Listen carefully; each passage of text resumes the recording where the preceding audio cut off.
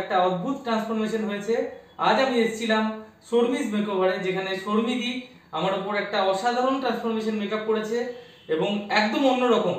আমার সচরাচর যেরকম দাদা দিদিগিরি শুটে আমাকে ট্রান্সফরমেশন লুক দেওয়া হয়, তার থেকে একটি ভিন্ন স্বাদের লুক উনি ক্রিয়েট করেছেন। তো অসংখ্য ধন্যবাদ দিদিকে একটা নতুন লুক ক্রিয়েট করার জন্য এবং এই চ্যালেঞ্জটাকে নেওয়ার জন্য। এবং এরপর আমি অনুরোধ করব দিদিকে কিছু বলার জন্য। হাই, আপনারা এতক্ষণ দেখলেন একটা আমি নতুন একটা আমি লুক আনার চেষ্টা করেছি।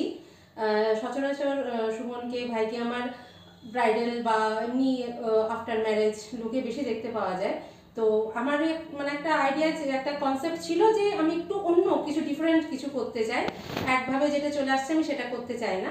সেই জন্যই আমি একটা রেট্রো লুক একটা আমার মাইন্ডে ছিল এবং আমি চেষ্টা করেছি সেটা আনার। তো কতটা কি সাকসেসফুল হয়েছি সেটা আপনারাই বলবেন। হ্যাঁ, আপনারা কমেন্টস করে জানাবেন যে লুকটা কতটা আপনাদের পছন্দ হয়েছে। যদি ভালো লাগে অবশ্যই লাইক, কমেন্ট অ্যান্ড শেয়ার করবেন। আপনাদের সাপোর্ট অবশ্যই আমাদের খুব দরকার এবং আপনারাই জানাবেন যে কীরকম কি হয়েছে।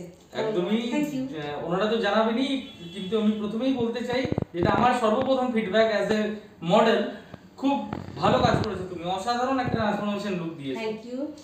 ওয়েলকাম দিদি।